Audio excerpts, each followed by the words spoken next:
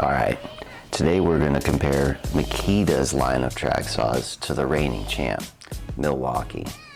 And I'll be honest with you, it's not even a fair fight. The Milwaukee is a heavyweight boxing champ and the Makita is a drunk guy in flip-flops that just wandered into a bar and started picking fights with people. So if you're one of these guys that swears by Makita, look, I get it. You've already sunk money into the ecosystem and you need to defend your bad decision. But denying reality won't make your cuts any straighter. It just makes you like Daniel. Hilarious.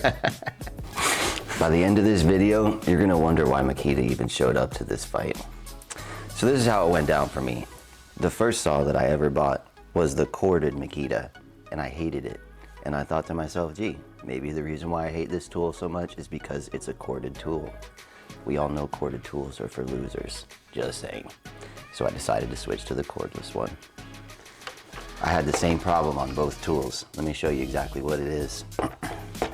It's the bushing that they set on the bottom of the track.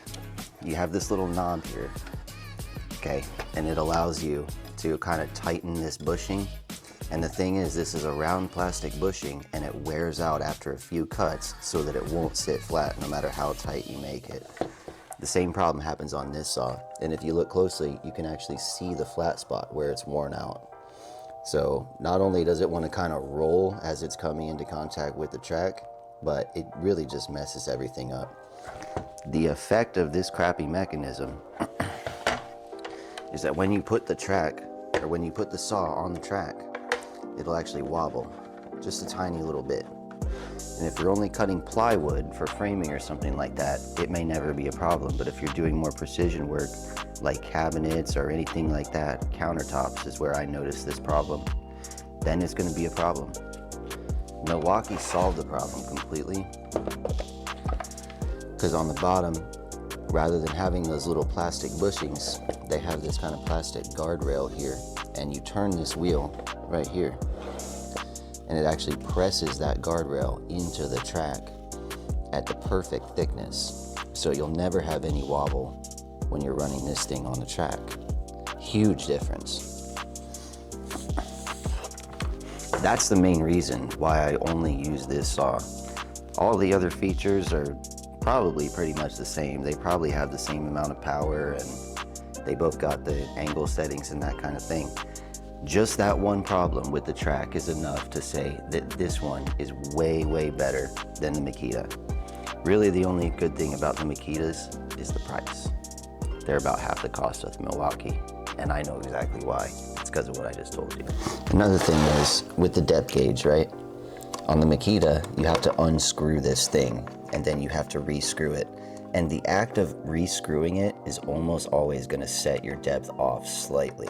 So you could sit there and hold it with one hand and then tighten it, but it just makes it really difficult to set the depth to the perfect amount right here. Milwaukee has a better solution.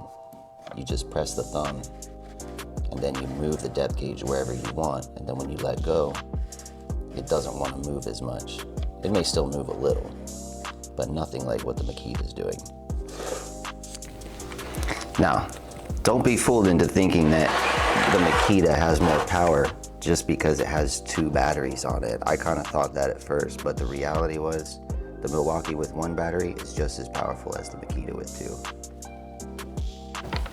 One thing that is cool is that both saws can be used on either track. This is a Makita track, this is a Milwaukee track.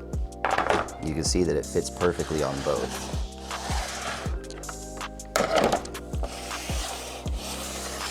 The Makita tracks are a little cheaper than the Milwaukee, so the best bet might be to buy the Makita tracks and the Milwaukee saw.